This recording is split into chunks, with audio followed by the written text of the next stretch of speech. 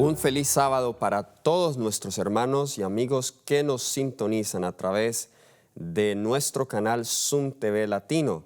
Estamos muy contentos por estar aquí con ustedes adorando el nombre de nuestro Dios. El día de hoy vamos a tocar un tema muy sensible, pero que creo que es necesario tocarlo porque está en la palabra de Dios y porque este tema tiene que ver con un aspecto fundamental de Dios y es el dar vida. Y le he puesto el título muy obvio. Queremos hablar del valor de la vida en relación al aborto. Este tema titula El aborto, genocidio camuflado. ¿Por qué hablar del aborto? Quizá ustedes son conscientes de la creciente ola, el creciente movimiento que está surgiendo en todo el mundo a favor del aborto. Y de manera especial, como colombiano que soy, fui profundamente tocado por la ley que pasó mi querido país, Colombia, el gobierno de ese país, en favor del aborto durante las primeras 24 semanas o 30 semanas. Y a raíz de eso decidí de nuevo estudiar el tema más a profundidad, porque esto es preocupante. Cada vez el mundo, lo que antes se consideraba crimen, hoy lo consideran como algo legal. Y los que antes estaban en lo correcto en cuanto a defender la vida, los que antes defendían el matrimonio heterosexual, eran considerados los normales, pues hoy son considerados los anormales. Porque hablar de estas cosas hoy, comúnmente, aquel que las habla se le tilda de una persona anormal, de una persona racista, de una persona discriminatoria. Pero vamos a mirar que la palabra del Señor dice otra cosa muy distinta en cuanto a estos asuntos. ¿Y por qué hablar de esto? Porque esta práctica, esta filosofía atenta directamente a un atributo fundamental de Dios que es la vida. Dios es el dador de la vida. Y como veremos, decir que alguien tiene la libertad de acabar con la vida de un ser, aunque ellos dicen que antes de nacer no es un ser, pero vamos a ver que de acuerdo a la Biblia sí se considera un ser, es atacar o es ir en contra de Dios mismo. Y vamos a comenzar con algunas preguntas difíciles que Job mismo se hizo en cuanto al nacimiento. En el libro de Job, el capítulo 3, ustedes conocen la historia. De un momento a otro, Job lo perdió todo. Era un hombre fiel. Era un hombre que estaba haciendo las cosas correctas.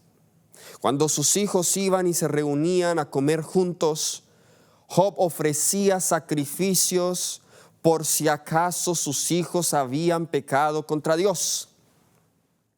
Job ayudaba a los pobres y la causa que él no conocía, él la investigaba.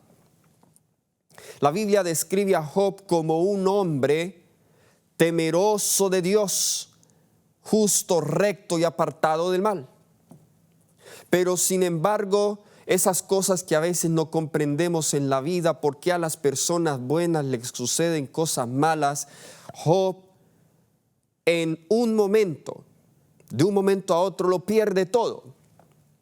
Era un hombre rico, pierde su ganado, pierde todas sus bestias, pierde a sus obreros, a sus siervos, pierde a sus 7 hijos y a sus 3 hijas, pierde su salud y lo único que le quedó fue su esposa, y su esposa le dice: maldice a tu Dios y muérete. Trate de colocarse en los zapatos de Job. El capítulo 3 de Job es un capítulo donde Job maldice el día en que él nació. Ahora, esto suena muy fuerte para alguien que la Biblia describe como un hombre recto. Esto suena muy fuerte para alguien que la Biblia describe como un hombre justo. ¿Cómo es posible que él va a maldecir el día en que nació? Quizá nosotros no podamos comprender los sentimientos de Job porque no hemos estado en una situación de profundo dolor como la que él estuvo. En las situaciones de dolor profundo es difícil pensar racionalmente. Y Job aquí no estaba maldiciendo a Dios. Tenemos que hacer eso claro. En vez de maldecir a Dios, Job estaba maldiciendo el día en que nació. En Job capítulo 3, versículos 11 y 12, leemos sus palabras. Y noten lo que dice Job. ¿Por qué no morí yo en la matriz? ¿O expiré al salir del vientre? ¿Por qué me recibieron las rodillas? ¿Y a qué los pechos para que mamaste? Job maldice el día en que nació. Pero es interesante que aquí dice, ¿por qué no morí yo en la matriz? Él va mucho más antes de su nacimiento. Él va al momento en que él estaba en la matriz, lo cual implica que él estando en la matriz ya era un ser vivo. Él implica que ya estando en la matriz, Dios podía haberle quitado la vida. Lo cual indica también que Dios tenía el control de su vida y en su dolor está cuestionando a Dios. No lo está maldiciendo, pero lo está cuestionando. Y le dice, ¿por qué no acabaste con mi vida aún cuando yo estaba en la matriz? Versículo 20 al 23 del mismo capítulo. Job capítulo 3, versículos 20 al 23. ¿Por qué se da luz al trabajado? Otra pregunta interesante. Saben que, y vamos a regresar a este punto, algunas personas, aún antes que se aprobara la cuestión del aborto, he conocido personas o he escuchado de personas, mujeres en especial, que están en situaciones muy difíciles. Cierto hombre las endulzó su oído. Ellas creyeron todas las palabras que les dijo, que las amaba, que las querían. No habían terminado ni siquiera su colegio, señoritas adolescentes, que terminan en embarazo y sabe que su embarazo va a costarle quizá salir de su casa.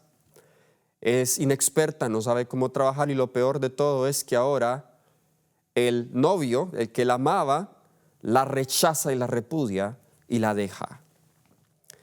Algunas de estas mujeres ha optado o se les ha pasado por la mente terminar con la vida de ese embrión, de ese feto. Porque el razonamiento es, ¿para qué dejarlo nacer si va a pasar trabajos en esta vida? Qué interesante que Job se pregunta, ¿por qué se da luz al trabajado?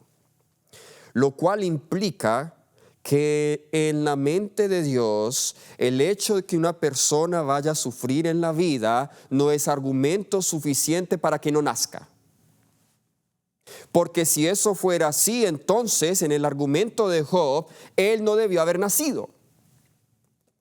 Ese es el argumento de Job. Señor, si tú sabías que yo iba a sufrir, ¿por qué das luz al trabajado y vida a los de ánimo amargo? Sigue diciendo el texto, que esperan la muerte y ella no llega, aunque la buscan más que tesoros, que se alegran sobremanera y se gozan cuando hallan el sepulcro.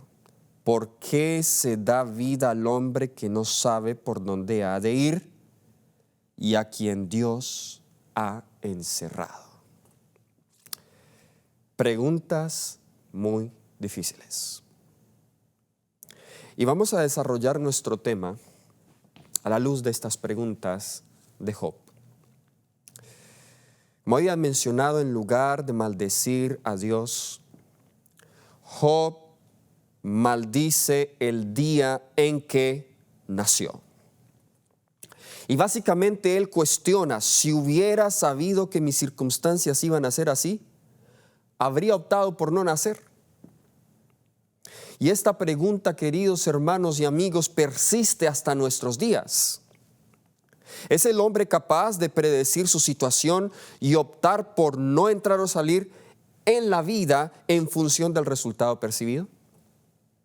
¿Es una persona capaz de tomar esa decisión en nombre de otra? Mirando el diseño que se avecina y juzgando que la vida sería mejor terminada. En otras palabras, ¿quiénes somos nosotros para juzgar y tratar de evaluar si la vida de cierta persona al nacer va a ser exitosa o va a ser miserable?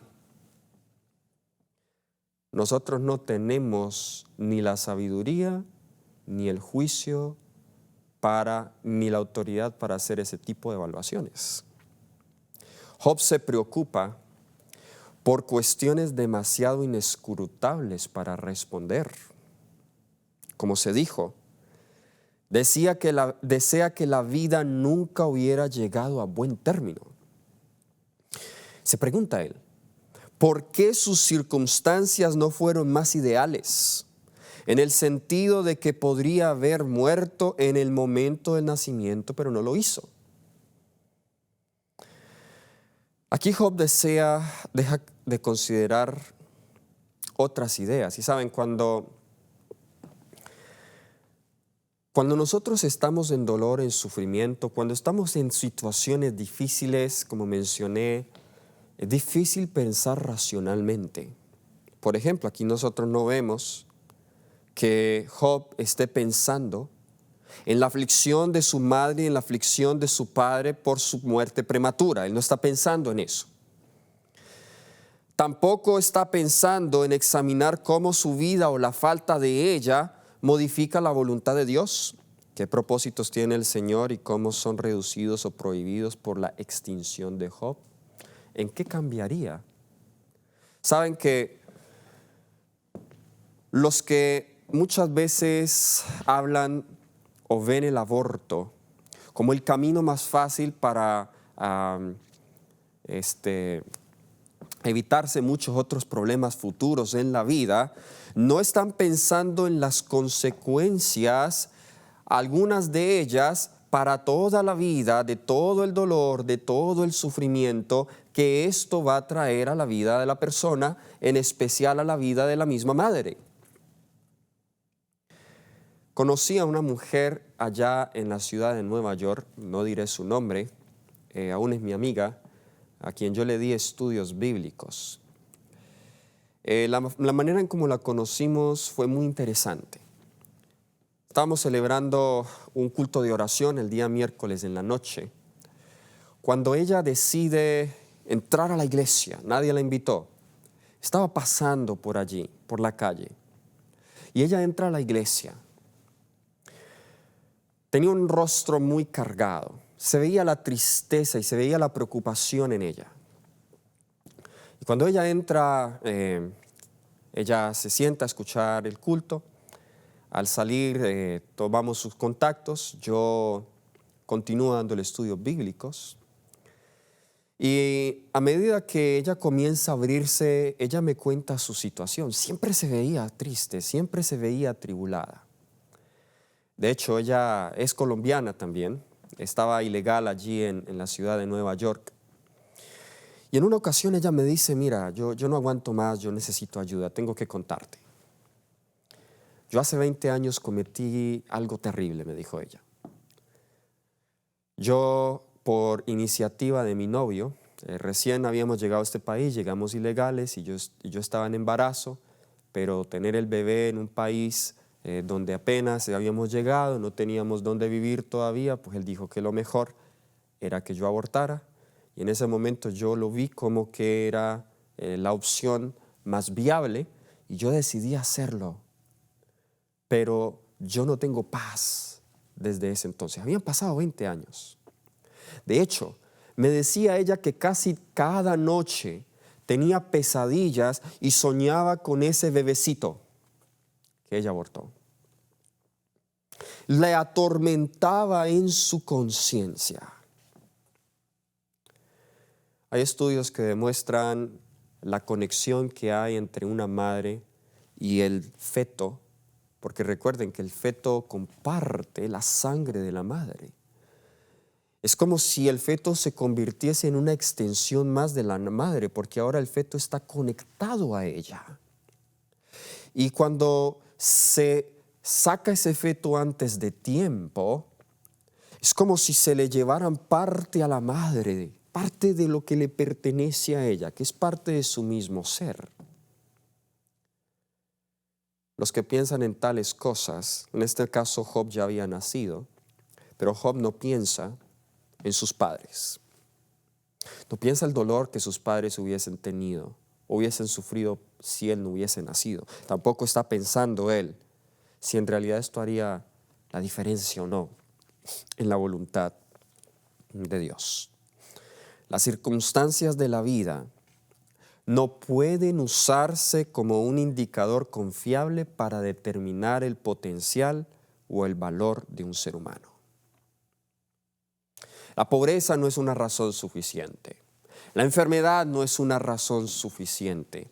Aún la ilegitimidad de un niño no es una razón suficiente. Porque solo Dios es el dador de la vida. Algunos dirán, bueno, ¿y si el niño no nació en la voluntad de Dios? Pero el hecho que ya tenga vida en ese momento ya no es tuyo. Ya es de Dios. Por supuesto, ciertos entornos y componentes de la naturaleza y la crianza no son ideales, pero ¿cómo puede el presente ser un predictor preciso del futuro? No solo, si es verdad que Dios predestina a todos a la salvación y predestina los propósitos de ciertos individuos o de todos, y si Jesús da su vida por cada vida que viene al mundo, entonces la terminación prematura de la vida, sin considerar circunstancias muy extremas, erradica esa vida de la existencia, hace que la personalidad de ese individuo se extinga, le roba al mundo el bien potencial que esa persona pudo haber logrado. Ahora, lo mismo ocurre con el mal. Posiblemente podría estar librando al mundo de aquellos elegidos para ser héroes por el reino y extingue la luz de Jesús en esa vida que nunca verá la luz del día ni tendrá la oportunidad de conocer su propio Hacedor. ¿Por qué el infanticidio es un delito, pero no el feticidio o el aborto? ¿No criminaliza la Biblia el asesinato no intencional de un infante? ¿Cuánto más el intencional? ¿No fue con repugnancia y deshonra que ejércitos opuestos intencionalmente abortaran fetos desgarrando los abdómenes de las mujeres? Ahora entremos de lleno al tema. Y cuando hablamos de aborto, ¿qué significa aborto? Aborto es la interrupción voluntaria o involuntaria del embarazo, antes de que el embrión o el feto estén en condiciones de vivir fuera del vientre materno, comúnmente durante las primeras 28 semanas. Ese es el aborto. Ahora, para resolver el asunto si el aborto es bíblico o no, mucha parte de esta controversia, aún en círculos teológicos, tiene que ver en cuanto a cuándo comienza la vida. Algunos dicen, todos estamos de acuerdo que nosotros no podemos matar o quitarle la vida a un ser, eso es claro en la Biblia, pero es que el feto no es un ser. La vida comienza al momento en que nace.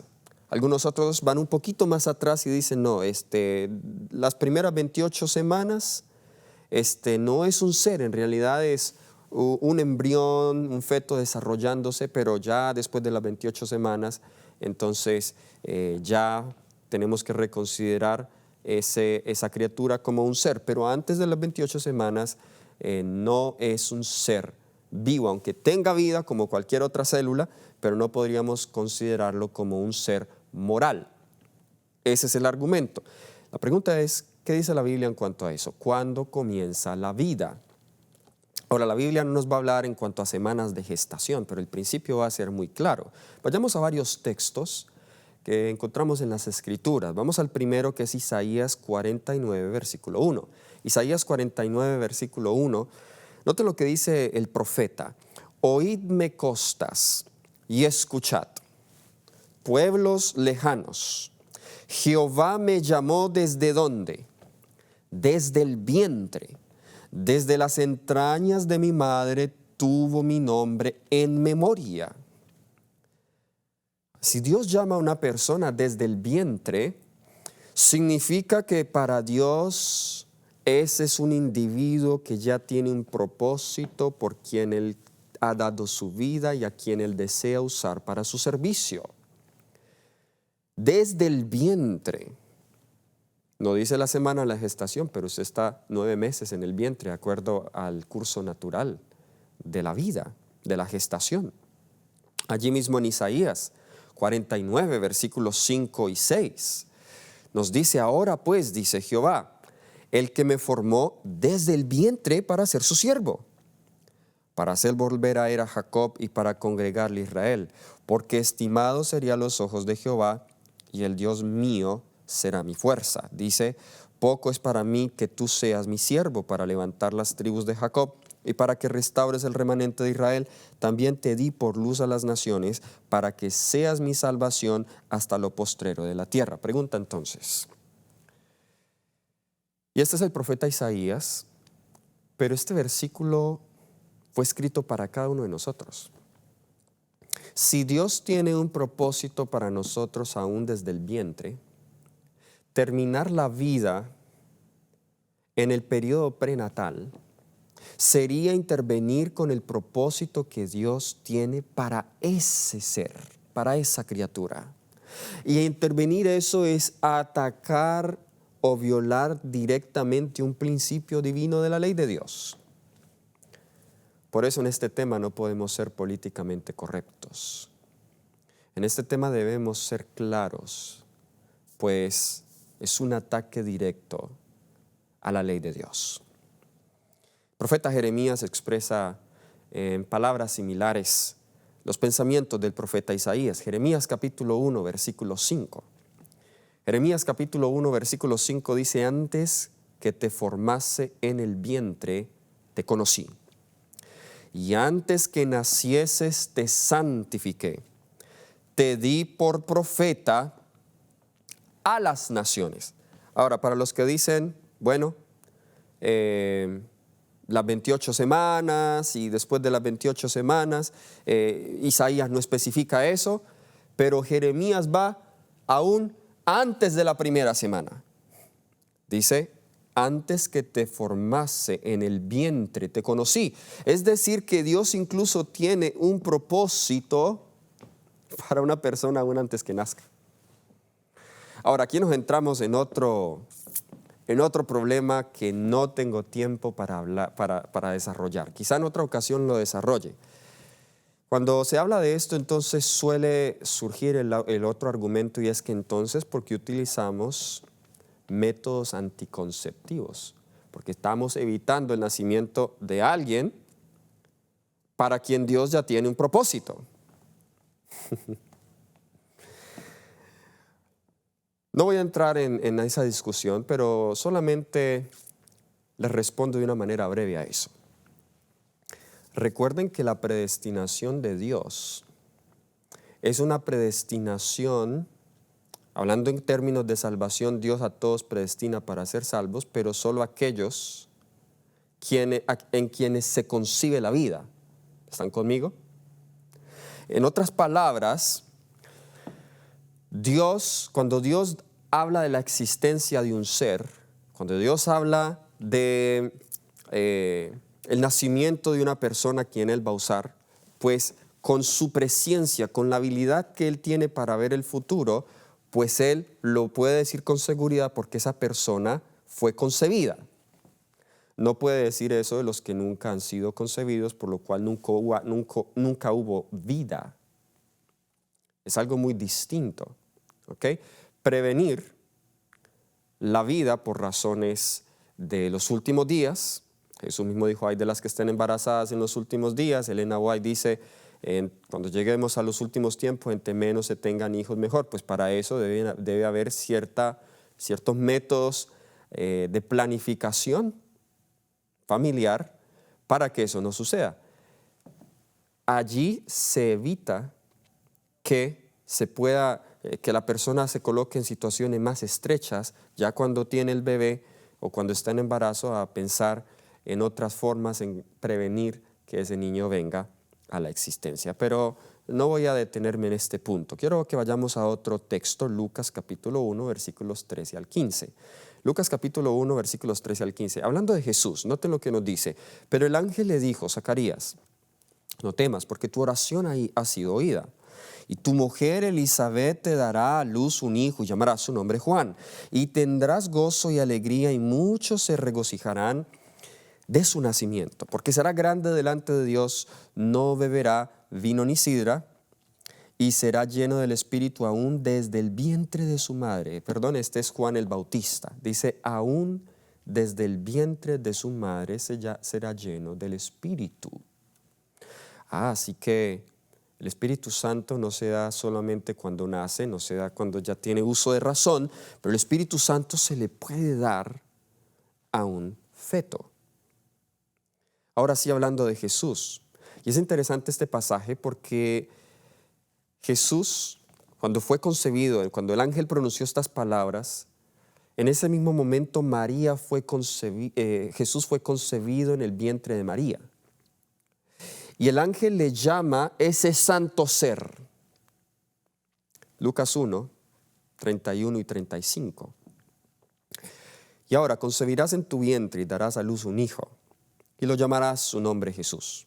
Versículo 35, respondiendo el ángel, le dijo, el Espíritu Santo vendrá sobre ti y el poder del Altísimo te cubrirá con su sombra, por lo cual también ese santo ser que nacerá será llamado Hijo de Dios. Estos textos son muy claros, queridos hermanos, para mostrar que en verdad la vida comienza desde el mismo momento de la concepción. Por eso tengo la convicción personal, y no me quiero entrar en estos temas controversiales, pero tengo la convicción personal, esto sí es una convicción personal mía, que cualquier método anticonceptivo que atente o que destruya a esa célula o a ese embrión que ya ha sido concebido, sería atentar contra esto mismo. Ahora vayamos a Salmo 139, versículos 13 al 18. Maravilloso texto en cuanto a el inicio de la vida. Salmo 139, vamos a leer desde el versículo 13 al 18. Dice, porque tú formaste mis entrañas, tú me hiciste en el vientre de mi madre. Te alabaré porque formidables, maravillosas son tus obras. Estoy maravillado y mi alma lo sabe muy bien. No fue encubierto de ti mi cuerpo, bien que en oculto fui formado y entretejido en lo más profundo de la tierra. Mi embrión vieron tus ojos. ¿Qué vieron los ojos? Mi embrión vieron tus ojos, dice, y en tu libro están escritas todas aquellas cosas que fueron luego formadas, sin faltar una de ellas. Voy a parar aquí, vamos a continuar con el texto. Qué interesante que cuando el momento de la concepción, cuando sucede la concepción, ese nuevo ser es escrito en el libro, un libro que Dios tiene en el cielo. Este es un libro distinto al libro de la vida, el libro de memorias, es distinto al libro del pecado. Este libro es el libro de las providencias de Dios, que nos habla la sierva del Señor, donde está escrita la historia de todos los seres humanos que han vivido en esta tierra.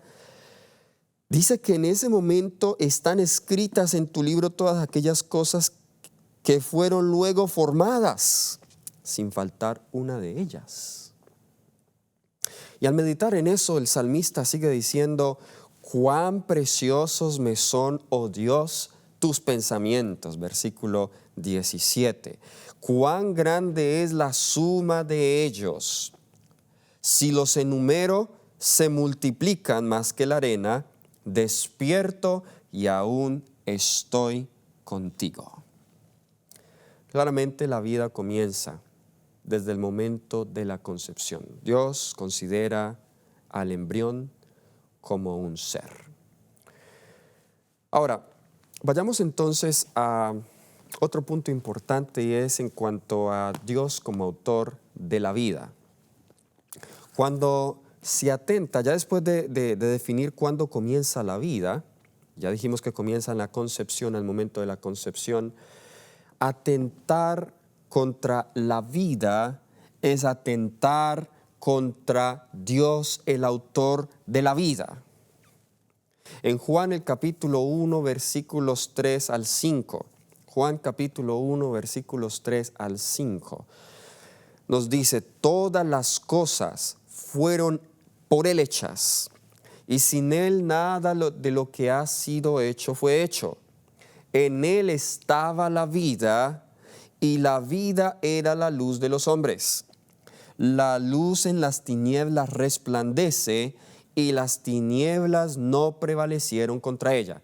Hablando de Jesús como creador, no solamente como el creador del planeta Tierra, sino como el creador de la raza humana, se dice que en Él estaba la vida, y esa vida era la luz de los hombres.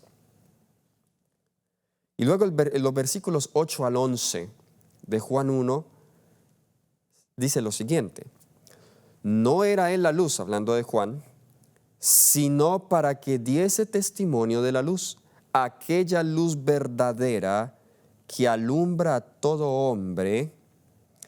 Y aquí en esta versión dice venía a este mundo, pero en realidad en otras versiones dice la luz que alumbra a todo hombre que viene a este mundo.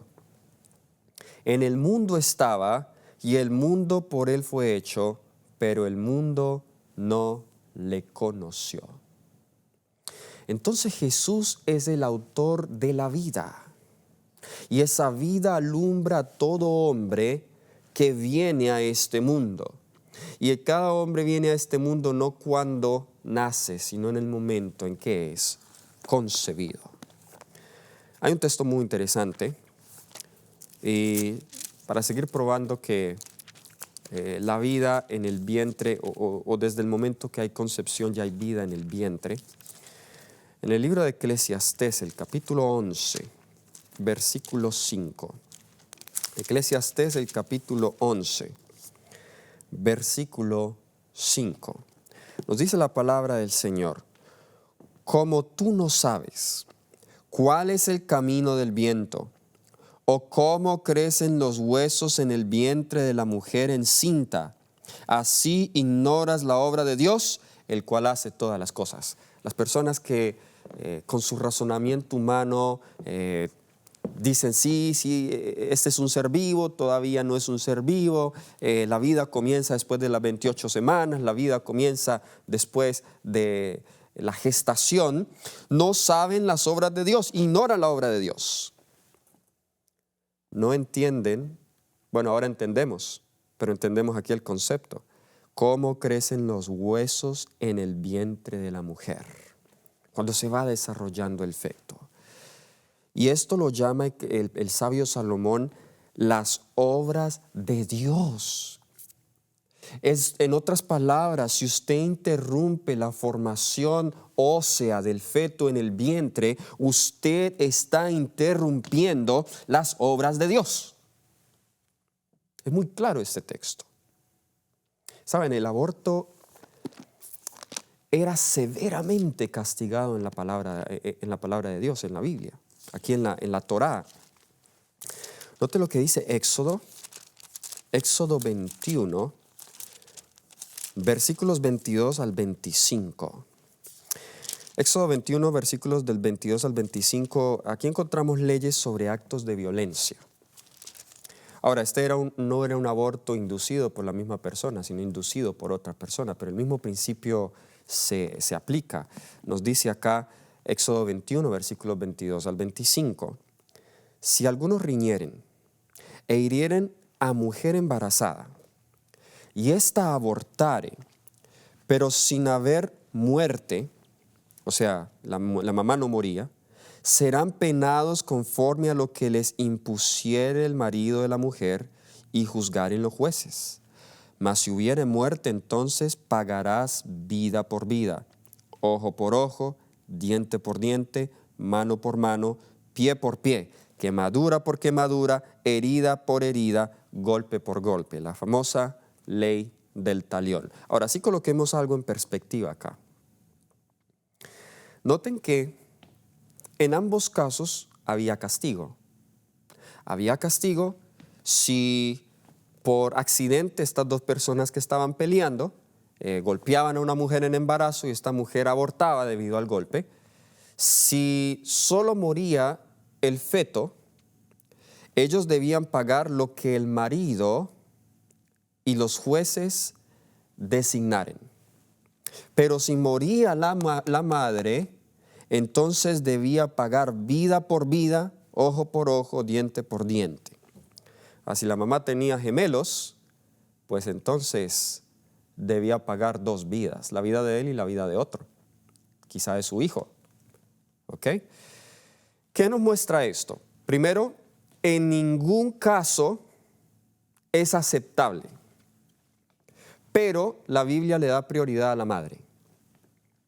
Porque en el caso de si muere el feto, no debe pagar con la vida el que lo hizo. Pero si muere la madre, sí se pagaba con la vida. Yo sí creo, y en esto debe quedar en la conciencia de cada persona, y esto solo lo determina primero Dios y los que son expertos en el asunto, los médicos, las personas que están atendiendo a la madre, los ginecólogos. Si la vida de la madre va a estar en peligro debido al nacimiento, debido a ese embarazo, que está determinado 100%, pues en este caso, la vida de la madre prima. Es la única razón que yo veo, y ya vamos a mirar de las otras razones que se dan en cuanto a eso, es la única razón que yo veo que en esas situaciones se podría considerar, pero eso aún sería quitarle a Dios el poder de salvar a la madre. Por eso yo digo que aún en eso debemos primero esperar respuesta de Dios. Pero tampoco debemos ser presuntuosos en pensar que los diagnósticos son claros, la mamá va a perder su vida. Tengo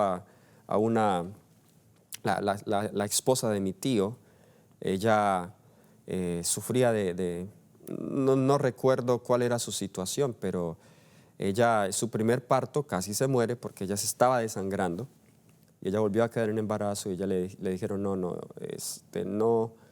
es posible que tú tengas ese niño. Ella decidió tenerlo y ella se desangró y murió. Y la sangre, ella tenía una sangre en la cual el hospital no tenía para hacerle transfusión de sangre. Entonces ella murió y dejó a mis dos primos sin una madre desde muy temprana edad. Ahora, ¿es justificable terminar la vida de un feto al sospechar que van a ser defectuoso? Ya hablamos de la madre, pero ahorita hablemos del feto. ¿Es justificable terminar la vida de un feto al sospechar que van a ser defectuoso? Y la muerte del Hijo de Dios, Cristo Jesús, debería ser el argumento más potente para preservar la vida, no para dañarla o justificar su arrebatamiento. La compasión de Jesús no es solo un ejemplo para contemplar, sino para imitar. La idea es que el no nacido puede tener defectos o circunstancias indeseables, comienzos problemáticos o valor infravalorado. Y estos son la compasión de vida. No solo de Dios, sino de la humanidad. Entonces, parecería que la humanidad ha encontrado una manera de restringir la necesidad de dar compasión, librando a la sociedad de aquellos que más lo necesitan. En realidad, muchas veces esto es lo que pasa. El corazón egoísta humano no quiere irse con la incomodidad de tener que lidiar con una persona con limitaciones físicas. Para mí la palabra de Dios es muy clara en cuanto a cómo Dios manejó eso. Habían personas en los tiempos bíblicos, en los tiempos de Jesús, que habían nacido con defectos físicos. ¿Y qué hizo Jesús con ellos? Decir que una persona puede terminar la vida de un feto porque van a nacer con defectos físicos es quitarle a Dios la oportunidad de revelar su poder en el corazón humano. Este acto crea frialdad insensible hacia los menos afortunados. Se endurece en el egoísmo y en la conveniencia y apoya en silencio la obra de aquellos que quieren deshacer todo lo que Dios ha hecho en el mundo y podría hacer en el mundo. Se secan los afectos filiales hacia los hombres inhumanos por su odio de sí mismo en la persona de los más débiles y vulnerables. ¿Saben? Todos somos esos niños deformes y discapacitados. Yo soy uno de esos niños deformes y discapacitados. Cuando mi mamá quedó en embarazo de mí, mi mamá tenía 42 años. Y muchas amigas le decían a ella, estás en una edad riesgosa, eso va a ser muy riesgoso para ti. Ese niño te va a nacer especial. A esa edad ya los niños no nacen normales. Es mejor que no lo tengas. Pero mi mamá decidió tenerme. Nunca se le pasó a ella por la mente tal pensamiento, pero es lo que le decían las demás personas. Y aquí estoy. Si mi mamá hubiese tomado la decisión de no tenerme, pues yo no tendría la oportunidad de saber cómo Dios puede obrar en mi vida. Yo no tendría la oportunidad de saber y de conocer el poder de Dios. Yo no tendría la oportunidad de haber conocido la gracia de Cristo Jesús. Aún para el caso de la madre, que volviendo al punto que había mencionado anteriormente, aún en ese punto es Dios quien tiene la última palabra. Dios no previno a Rebeca que tuviese a Benjamín, no a Rebeca, a Raquel, quien murió en el parto de Benjamín, pero Dios permitió que Benjamín naciese. Entonces aún en eso hay que preguntarle a Dios, que Él es el que tiene la última palabra. Pero en el caso de los niños que nacen con defecto, la cruz de Cristo derriba cualquier argumento al respecto. Isaías 35, y saben que en la Biblia nosotros, antes de ir a Isaías 35, en la Biblia nosotros encontramos un ejemplo de alguien que nació con un defecto físico, era ciego.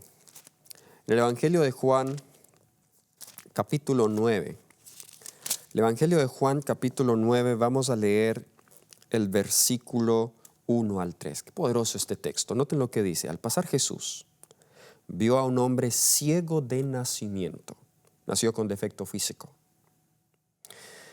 Algunos argumentarían hoy, si vas a nacer ciego, pues mejor que no nazca. Qué pesar que sufra. La vida de un ciego es una vida muy triste, muy terrible. Y le preguntaron sus discípulos diciendo, Rabí, ¿quién pecó, este o sus padres, para que haya nacido ciego? Los judíos tenían el concepto de la retribución divina, que la enfermedad y el sufrimiento era porque una persona pecaba, pero la prosperidad era resultado de una persona fiel. Era un concepto un poco torcido. Y Jesús dice, no es que pecó este ni sus padres, sino para qué Él le permitió nacer con defectos. ¿Para qué le permitió nacer con defectos? Lean esto, hermanos, sino para que las obras de Dios se manifiesten en Él. Gloria a Dios, aleluya por esto, hermanos. ¿Para que qué?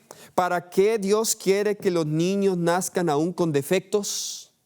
Si los tienen, no es su voluntad que los tengan, pero estamos en un mundo de pecado, donde estamos enfermos, donde la madre está enferma, donde el padre está enfermo, y tristemente pasamos esa herencia física a nuestros hijos, y algunos de ellos pueden nacernos con defectos físicos. ¿Debemos terminar su vida porque van a nacer con defectos físicos? No, porque Dios quiere que nazcan para que las obras de Dios sean manifestadas en ellos.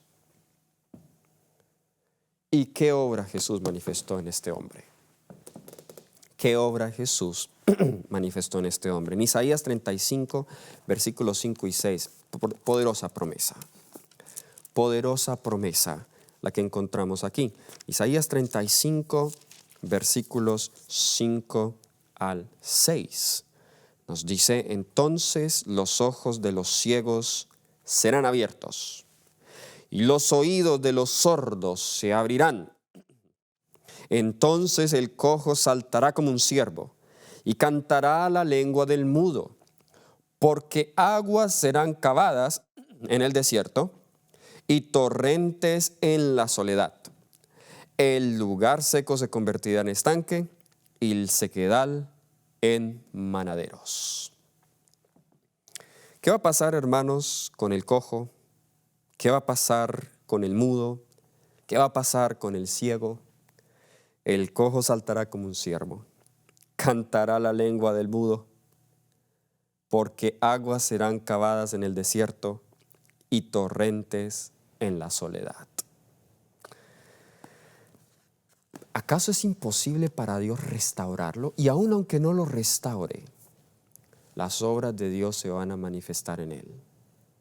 Quizá en el Padre va a despertar más compasión y simpatía, que quizá nunca la hubiese tenido si no tuviese que lidiar con un hijo que tenga limitaciones. La sierva del Señor tiene varias citas en cuanto al lugar que cada ser humano tiene en este mundo. Nos dice Profetas y Reyes, la página 393, la historia de las naciones nos habla a nosotros hoy. Dios asignó a cada nación e individuo un lugar en su gran plan. Hoy los hombres y las naciones son probados por la plomada que está en la mano de aquel que no comete error. Por su propia elección, cada uno decide su destino y Dios lo rige todo para cumplir sus propósitos. Noten que nos dice, cada individuo tiene un lugar en su gran plan. Palabras de vida del Gran Maestro, página 261, dice: todos los hombres pertenecen a Dios, ya sean creyentes o incrédulos. Todos. Esto no solamente es para los bebés de las madres creyentes, para todos. Todos son llamados a servirle, y en el día del juicio se requerirá de todos que rindan cuenta de la forma en que hayan respondido a esa demanda. Mensajes para los jóvenes, página 153. Cada uno tiene un lugar en el plan eterno del cielo. Cada uno ha de trabajar en cooperación con Cristo para la salvación de las almas. Tan ciertamente como hay un lugar preparado para nosotros en las mansiones celestiales, hay un lugar designado en la tierra donde hemos de trabajar para Dios. Hay un lugar designado en la tierra donde tú puedes trabajar para Dios. Terminar con la vida de un niño sería entonces interrumpir ese plan que Dios tiene. Ahora, un último punto que quiero tocar y ¿es justificable terminar la vida de un feto al sospechar que va a nacer en un hogar muy pobre y quizá va a sufrir en la vida? Digamos, no tiene defecto físico, simplemente la familia que lo va a tener es una familia muy pobre, han tenido que sufrir mucho en la vida y se puede decir, bueno, no, ¿para qué traer este niño a la vida si va a sufrir? Pues eso debe pensarse antes de tenerlo. Eso no es para pensarlo ya cuando está en embarazo. El mejor ejemplo es Jesús. Pregunta, ¿Jesús nació en un hogar con todas las comodidades? La Biblia tiene varios pasajes que nos habla de la pobreza de Jesús. Jesús no tenía ventaja sobre los demás niños. Isaías 53 del 1 al 3, por ejemplo, nos dice, Isaías 53 del 1 al 3 nos dice, ¿quién ha creído a nuestro anuncio? ¿Y sobre quién se ha manifestado el brazo de Jehová? Subirá cual renuevo delante de él, como raíz de tierra seca. No hay parecer en él ni hermosura le veremos, más inatractivo para que le deseemos. Despreciado y desechado entre los hombres, varón de dolores, experimentado en quebranto, y como escondimos de él su rostro, fue menospreciado y no le estimamos. Jesús no tenía belleza física. Jesús no era rico. Jesús fue despreciado. Jesús fue desechado. Y nos dice acá que era experimentado en quebranto. O sea, el quebranto fue para él el pan de vida, el pan de cada día, y tenía experiencia en el quebranto. Si hubo alguien que sufrió más fue Jesús. Y más sin embargo, Dios dijo, no, ¿para qué enviar a mi hijo a que nazca en la tierra si va a sufrir? Dios, el Padre, no dijo eso. Ni siquiera José lo pensó. Algunas personas dicen, bueno, es un hijo ilegítimo. José pudo simplemente haberle dicho, como muchos hombres hoy le dicen a la esposa o a la novia, sabes, no podemos tener el niño, esto nos va a dañar nuestros planes. ¿Qué tal que tu mamá se dé cuenta? ¿Qué tal que tu papá más bien termina con la vida de ese niño antes de que todos se den cuenta? ¿Bien? José pudo haber hecho eso con María. María, ¿cómo es posible? Yo no te creo. Mi nombre va a quedar manchado. Termina tú con la vida de ese niño. Pero José era un hombre justo. ¿Qué hizo? Mateo 1:19. Mateo 1:19 dice, José su marido, como era justo y no quería infamarla, quiso dejarla secretamente. No atentó contra la vida del niño. Era un hombre justo e incluso se fue secretamente para no infamarla a ella. Qué distinto José a los hombres modernos hoy, que instan a las mujeres, a veces en contra o muchas veces en contra de su voluntad. Mateo 2:23 nos dice, Mateo 2:23, y vino y habitó en la ciudad que se llamaba Nazaret para que se cumpliese lo que fue dicho por los profetas, que habría de ser llamado Nazareno. ¿Por qué estoy mencionando esto? Porque Nazaret, de acuerdo a lo que más tarde dijo Natanael, Nazaret no tenía buena reputación. Jesús creció, en un pueblo de baja reputación. Noten lo que dice Juan 1:46. Juan 1:46. Natanael le dijo, ¿de Nazaret puede salir algo de bueno? Le dijo Felipe, ven y ve. Jesús nació en un lugar donde no había nada bueno, o creció en un lugar donde no había nada bueno. O los padres pudieron haber razonado y dicho, ¿para qué traer a este niño a este mundo? El Padre Celestial pudo haber dicho eso, pero Dios quería manifestar sus obras en su Hijo, Cristo Jesús. Y saben, Herodes intentó impedir el nacimiento de Jesús. Lo vemos en Mateo 2:16 al 18. Y eso nos recuerda también el intento de Faraón en impedir el nacimiento de Moisés.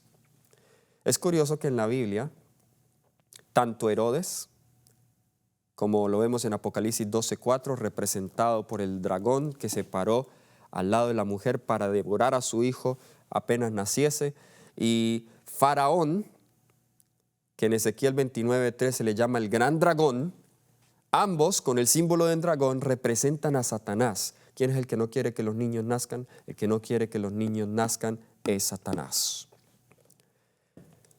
Pero en contraste al faraón que quería matar a Moisés, vemos a unas mujeres hebreas, unas parteras, allí en Éxodo, capítulo 1. No tenemos tiempo ya para leer los textos del versículo 7 al 10 y el versículo 15 al 22, donde estas mujeres ayudaron a salvar la vida de muchos niños. Los escondían, y ellas tenían la orden de matar a los niños varones y solamente dejar nacer a las niñas. Pero estas mujeres fueron firmes y fieles, y debería inspirar a cada mujer a que sea firme y a que sea fiel, a que no ceda ante la presión social, a que no ceda ante la presión del esposo o del novio. De hecho, las hijas de Dios, estoy hablando en términos generales, pero hablando ya de las hijas de Dios, las hijas de Dios no deberían estar luchando con eso de un embarazo no deseado, en el sentido fuera del matrimonio. Porque para evitarse eso, pues el Señor nos ha dado muchos consejos en la palabra de Dios en cuanto a la castidad y a la pureza sexual. Oh, queridos hermanos, el enemigo quiere destruir la vida, el enemigo teme, sabe que algunos de esos niños que nazcan entre nuestros hogares, ellos van a ser llenos del Espíritu Santo y van a terminar la obra. El conflicto de los siglos nos dice que cuando los padres sean interrumpidos por las autoridades civiles, el Espíritu Santo va a venir sobre los niños y ellos van a ayudar a proclamar el mensaje. Yo no puedo decir, como muchos también se atreven a decir, no, es que ya no estamos en tiempo para tener hijos. Sí, la sierva del Señor dice, entre menos se tengan mejor, pero eso depende solo de Dios, si es la voluntad de Dios para tu vida o no. Seamos voces en esta sociedad, seamos voces en este mundo en favor de la vida, defendamos la vida, defendamos los principios bíblicos, defendamos y protejamos a las mujeres vulnerables para que la justicia de Cristo pueda verse y las obras de Dios puedan manifestarse. Vamos a orar. Querido Padre Celestial, te encomendamos, Señor, a cada hermano y a cada persona que escucha este tema y que puedan, Señor, juzgarlo, que puedan recibirlo como tú lo hayas enviado en sus mentes. En el nombre de Cristo Jesús. Amén. El Señor te bendiga y que podamos nosotros seguir cada vez más investigando la palabra del Señor y pidiéndole a Dios que nos ayude a hacer su voluntad y solo su voluntad en este tiempo de apostasía universal. Dios les bendiga, Dios les guarde.